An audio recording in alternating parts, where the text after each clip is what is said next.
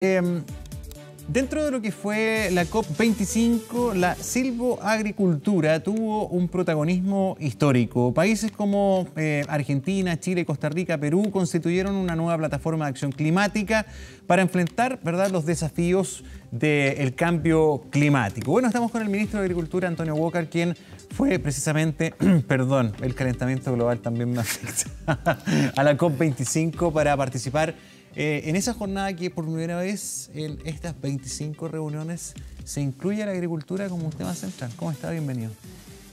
Gracias, Gonzalo, por la invitación. Encantado de saludarlo. Y bueno, sí, tuvimos un día, la verdad, una COP muy dedicada a la agricultura. Primera vez en la historia de las 25 COP que tenemos un día entero dedicado a la agricultura. Y la verdad es que fue un día muy exitoso para la agricultura mundial, porque el tema central es ver cómo la agricultura se puede transformar en una solución para el cambio climático y no en un problema para el cambio climático. Así es que estuvimos un día entero dedicado a la agricultura, las salas repletas, mucha gente, muchas ganas de participar. También convocamos a más de 15 ministros de Agricultura de América Latina y el Caribe. Tuvimos una gran recepción con el ministro Luis Planas, ministro de Agricultura de España. Así es que tuvimos un día muy interesante, Gonzalo. Bueno, se reúnen y ¿cómo fue el ambiente de discusión? Porque acá tenemos un montón de desafíos en materia agrícola, también en materia forestal.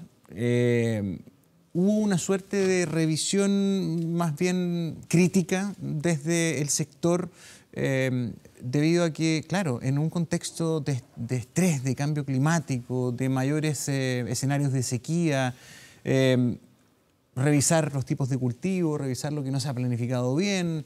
¿Cómo fue el ambiente de esa jornada exclusiva de la COP25? A ver, justamente por eso fue tan importante, porque hicimos una autocrítica respecto de los sistemas de producción agrícola, ¿no es cierto? Cómo nos adecuamos al cambio climático, cómo mitigamos el cambio climático y cómo a través de la producción de alimentos podemos contribuir al cambio climático, ¿no? Y ahí nace una nueva agricultura, Gonzalo. Nosotros convidamos a un premio Nobel, a Ratan Lal, Premio Nobel de la Paz del año 2007, que él habla de la agricultura regenerativa. ¿Qué quiere decir esto? Chile tiene 2,5 millones de hectáreas de suelos degradados. ¿Qué es lo que es un suelo degradado? Un suelo inerte, un suelo seco, un suelo que no tiene materia orgánica.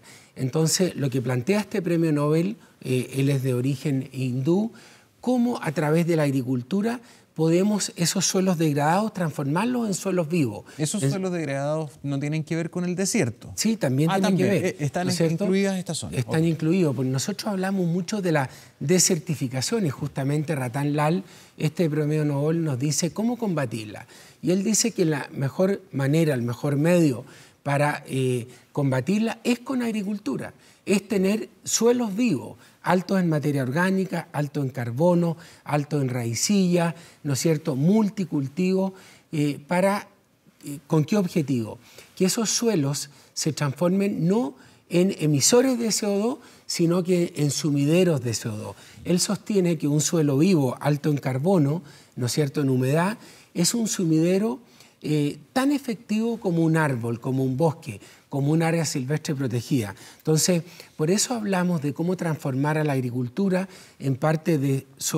como parte de solución del cambio climático y no un problema en el cambio climático. Y también tuvimos un debate muy interesante respecto de las NDCs. Chile en París se comprometió con, ¿no es cierto?, forestar 100.000 hectáreas en 10 años y también se comprometió a hacer un manejo de bosque nativo de 100.000 hectáreas en 10 años y nosotros fuimos a esta COP como Ministerio de Agricultura a decir que Chile se comprometía con el doble de esa meta. Nosotros en esta COP nos comprometimos a los próximos 10 años a reforestar, restaurar, ¿no es cierto?, 200.000 hectáreas en 10 años y también hacer un manejo del bosque nativo también de 200.000 hectáreas. ¿Cómo? Con dos nuevos proyectos de ley. Un proyecto de ley, ¿no es cierto?, tiene que ver con la recuperación forestal y otro proyecto de ley tiene que ver cómo hacer un manejo del bosque nativo muy eficiente. Pero también nos comprometimos a que no sean condicionadas estas metas. Entonces, nos hemos puesto una meta muy ambiciosa, eso lo hicimos ese día, tuvimos las nuevas NDC de Chile, también conocimos este camino de agricultura regenerativa para ser parte de la solución del tema y no del problema del cambio climático. También lanzamos placa.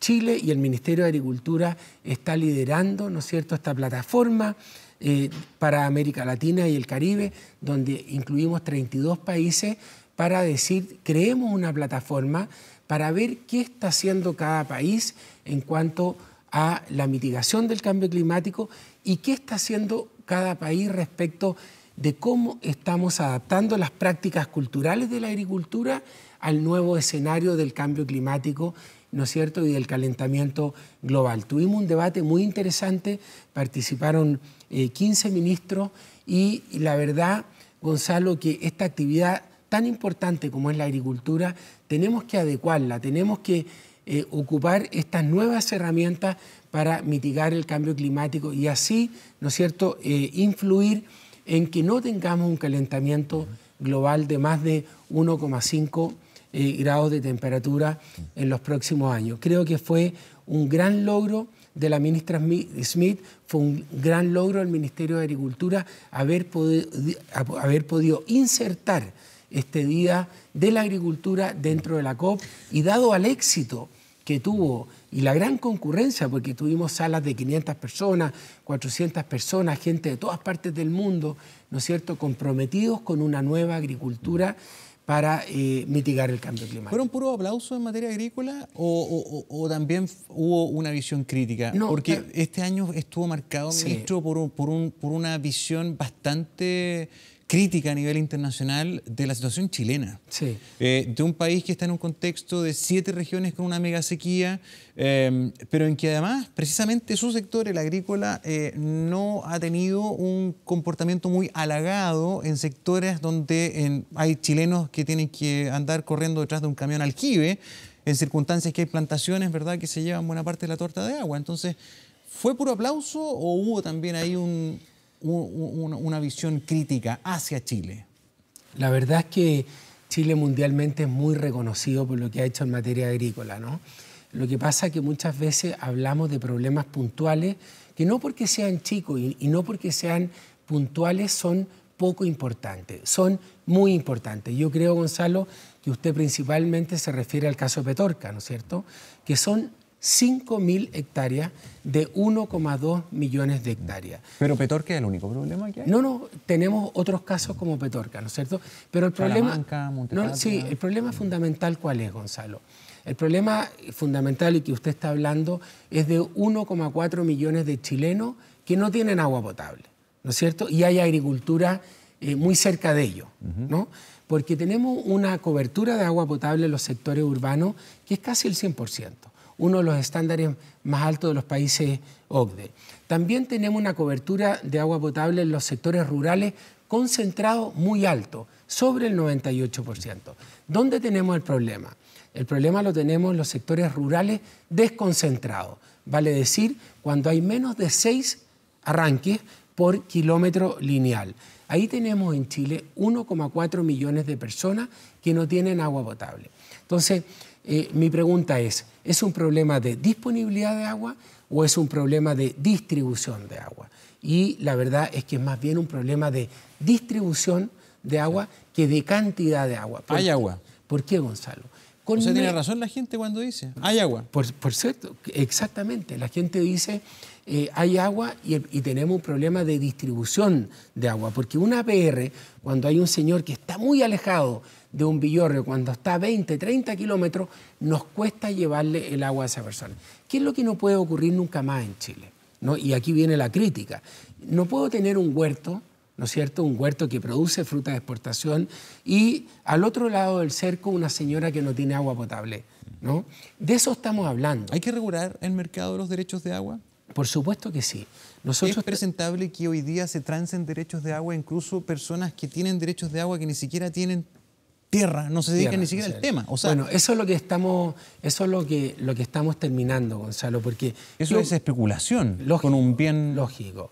Mira, ¿qué pasa con el agua? El agua era un bien abundante. En Chile llovía mucho, la economía era pequeña, la población era pequeña, la agricultura era pequeña, ¿no?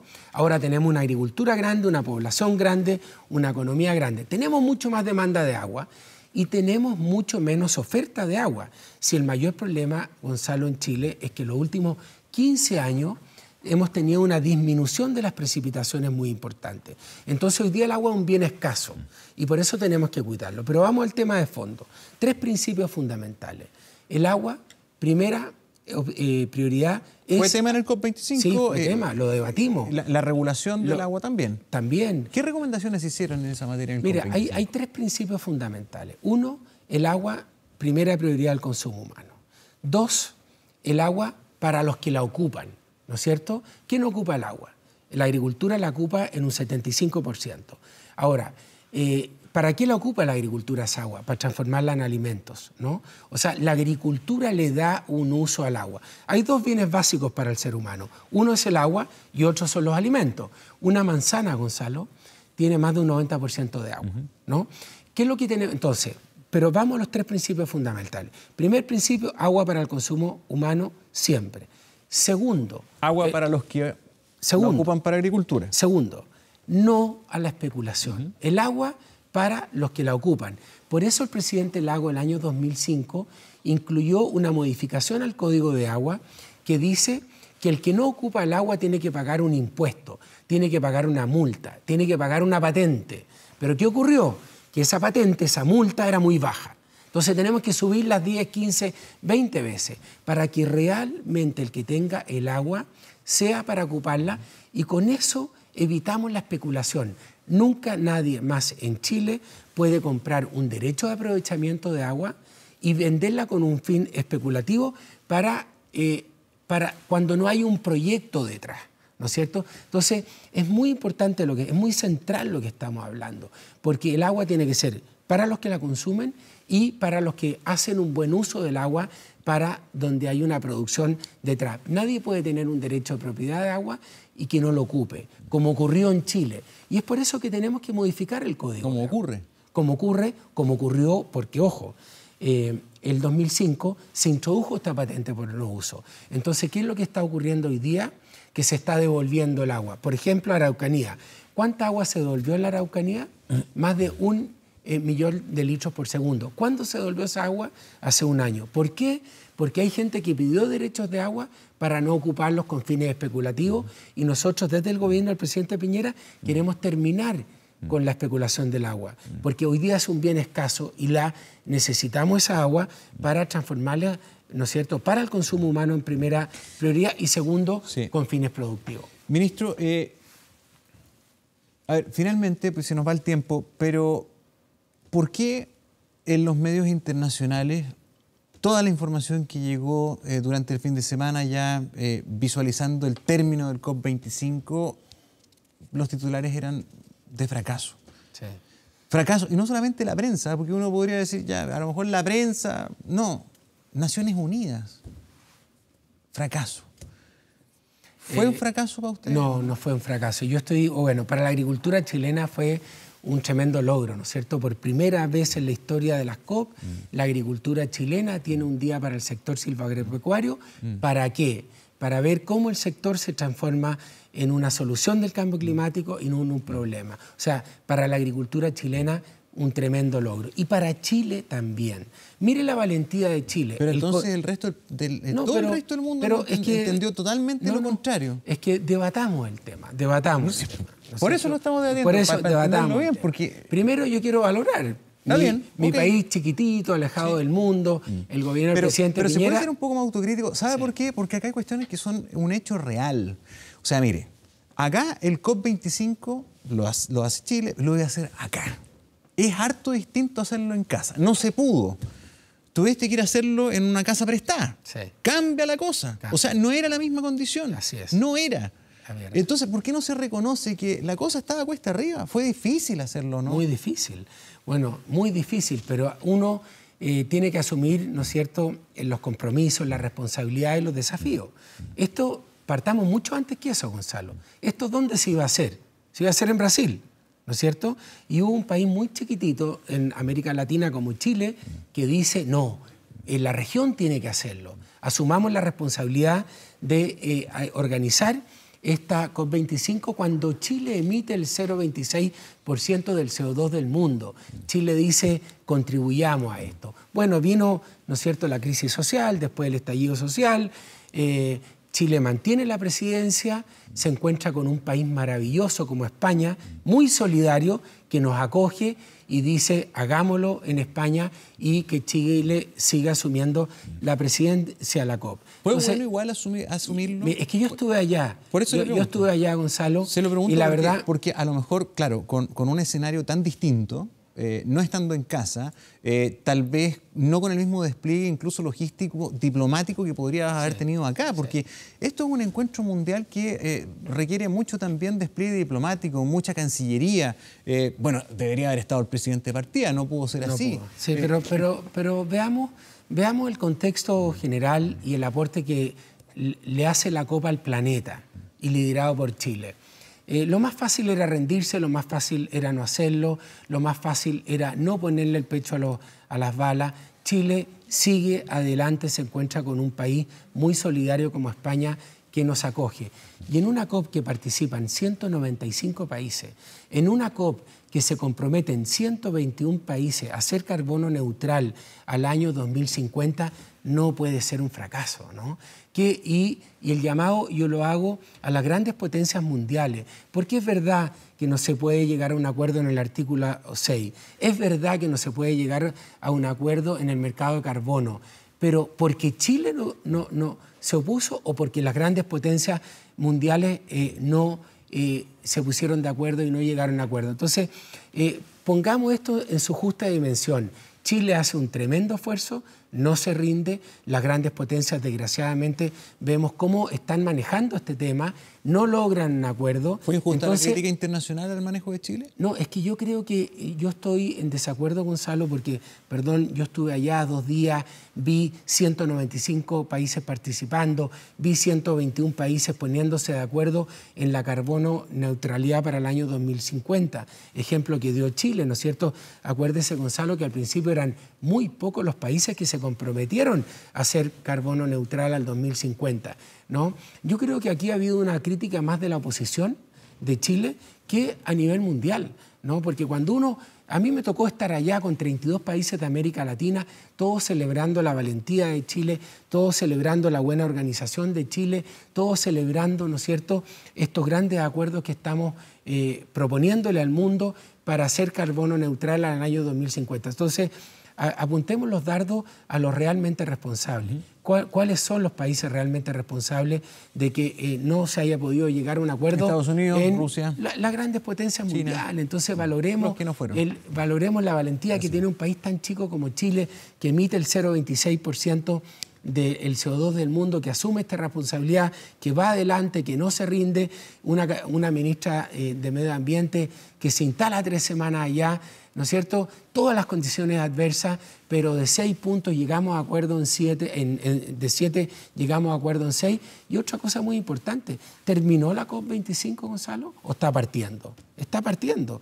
Tenemos un año en la presidencia de la COP, tenemos un año para persuadir, ¿no es cierto?, para poner en el tapete mundial este tema del carbono neutralidad. Entonces yo diría que el balance es positivo y me da mucha pena que todo lo que hagamos como gobierno tengamos una oposición que lo critica y se reste. En un tema tan central para el mundo como es el cambio climático, tan central para el mundo, que es que no suba la temperatura más de 1,5 grados. Entonces nos falta grandeza. Yo he visto al senador Girardi, ¿no es cierto?, criticando muy fuerte la COP25. Y yo le digo al senador Girardi, él no es el que promueve la mitigación al cambio climático, él no es el que promueve la adecuación al cambio climático. Entonces, dejemos de sacar partido político en temas tan centrales para Chile y para el mundo, ¿no es cierto?, como hacernos cargo de la mitigación del cambio climático. Ministro Walker, muchas gracias por venir esta mañana. Muchas gracias, Gonzalo. Que tenga un buen día. Igualmente.